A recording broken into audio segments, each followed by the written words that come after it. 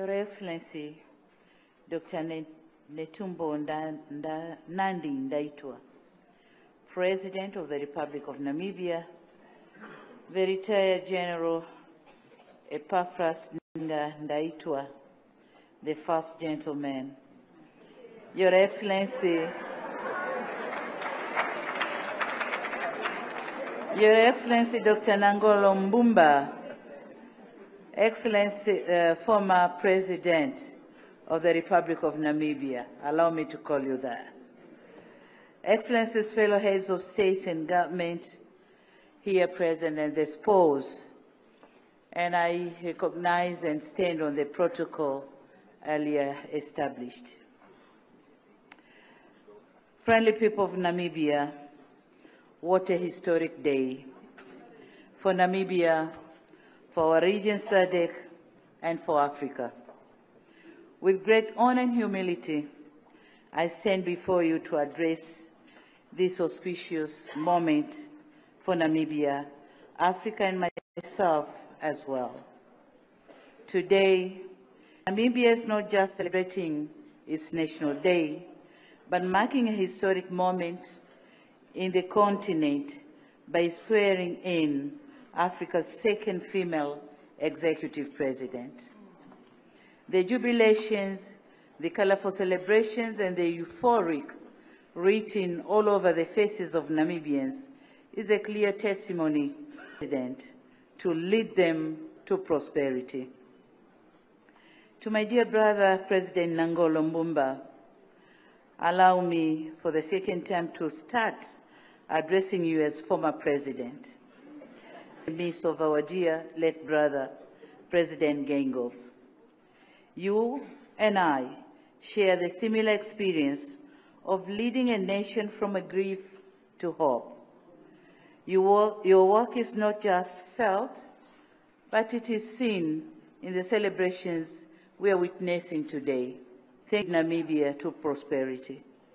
I wish you peaceful retirement, and Tanzania will be ready to host you.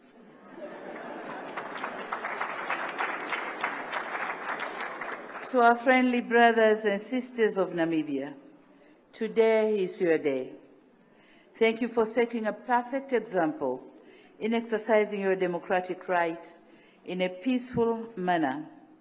You made a wise choice and a sound investment by electing a woman president. As you also mark your 35th independence anniversary, I want to wish you a happy Independence Day and enjoy the double celebrations of rewriting your history. To President Netumbo Nandi Ndaitwah, President of the Republic of Namibia, and my dear sister, Tanzania, we fondly address you as Mama Swapo, a name given to you by our founding father, Mwalimu Nyerere. My heartfelt congratulations to you once again for making history, but also for setting the bar high for Africa and Namibia's girl child. Your resounding victory is a moment of pride to the continent, but more so to the people of Tanzania, your home during the most part of your primary years. To Tanzanians, we are happy to see the daughter we nurtured and raised with love and compassion has now risen to the highest office on this land. Madam President, your neighbors in Magomeni, Dar es Salaam, are celebrating and sending you their best wishes. Fighting for freedom and liberation of the continent. Our two founding fathers split if others were not free. Free from colonization, free from oppression, and free from apartheid. Today, our fathers, the late Mwalimu Julius Nyerere and the late Sam Nujoma, may their souls, including the link to your attention that the late Sam Nujoma was once a Tanzanian by passport named Sam Mwakanga, President Hekipefunye, were homes with their families in it.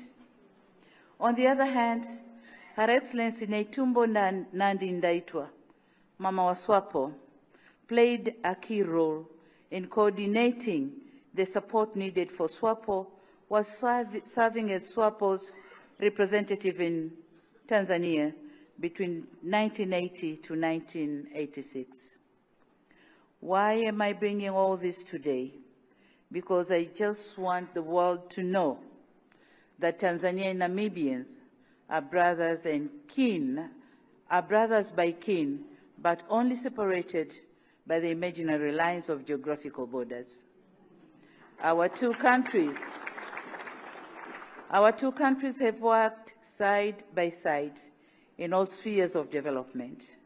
We have sought to strengthen ties both bilaterally and regionally at the SADC, AU, and the UN.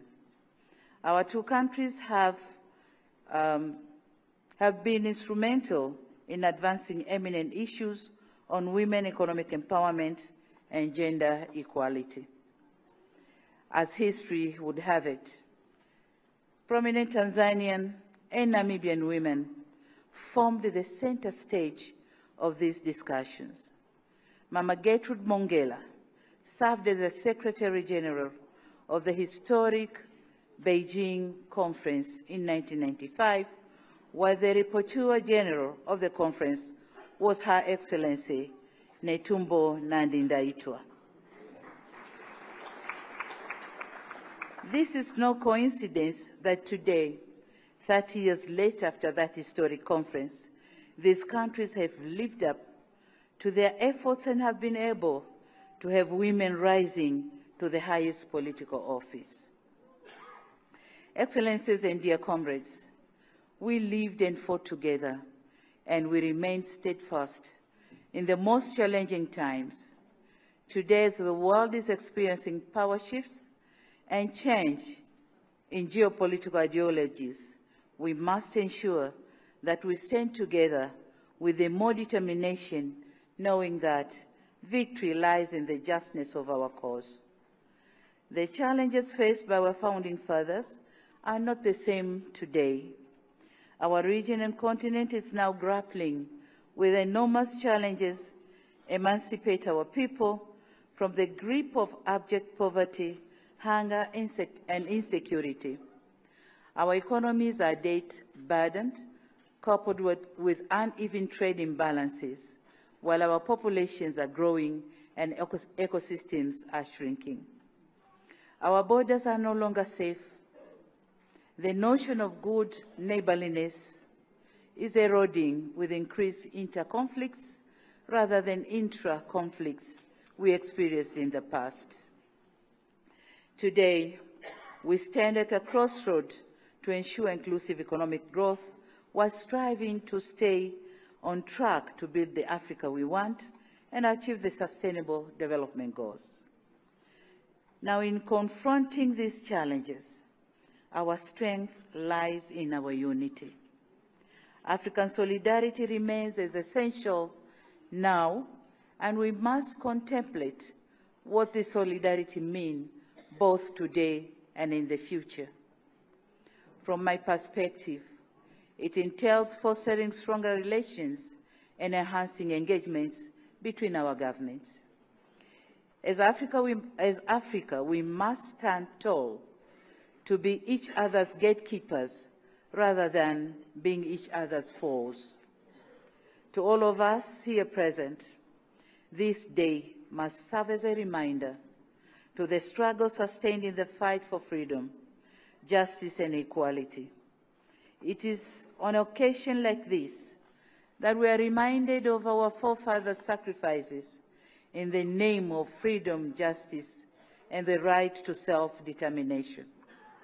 Beyond our regions, together we must insist on global action on shared issues. It is imperative that Africa's voices are amplified and critical global conservations. We must call for reforms in global governance to ensure it is more inclusive, efficient, and accountable. In conclusion, on behalf of my fellow heads of states and government, I take the liberty to once again thank you, the government and the people of Namibia, for the invitation extended to us and the cordial hospitality offered to our delegations. My dear sister, President Ndaitwa, Africa and the world knows you from your days of Mama Swapo to the present. We have seen your unwavering dedication to the betterment of all Namibians and your relentless pursuit of peace, stability, and prosperity of this great nation. As you take this new responsibility, we wish to reiterate to you, Madam President, and the government of the Republic of Namibia, that our governments are committed to strengthening the all-weather friendship and cooperation that happily exists among our countries. As a sister in politics, we want to assure you, you can as well count on us, our support, as presidents of our countries and chairpersons of our political parties, especially on the front-line states. Our doors are open to consult, discuss, and even share experiences. For we believe on our moral duty to emancipate, empower Africa's future generations. At this end, we wish you all the best, and thank you very much all. Thank you.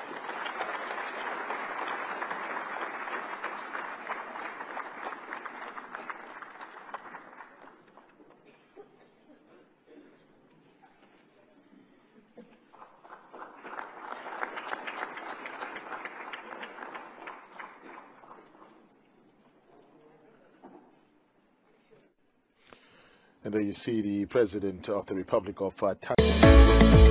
Vikindu New Village wanawaletea viwanja Kigamboni, Dar es Salaam. Kiwanja chenye futi 40 kwa 50 chenye square mita 200 kwa shilingi za Kitanzania milioni 2.3 tu, na tena unaweza kulipia kwa awamu. Viwanja vipo Rugwadu Magengeni. Fika kituo cha daladala Mwembe Mtengo na safari itaanzia hapo kuelekea site. Huduma zote za kijamii zinapatikana kama vile maji, shule, umeme na hospitali. Vyote vinapatikana. Kwa mawasiliano zaidi, wasiliana nasi kwa simu namba 0760042571 au 0714586642. Instagram wanapatikana @vikindo_new_village001. Ukiwaza kiwanja, waza Vikindu New Village. Kiboko kabisa.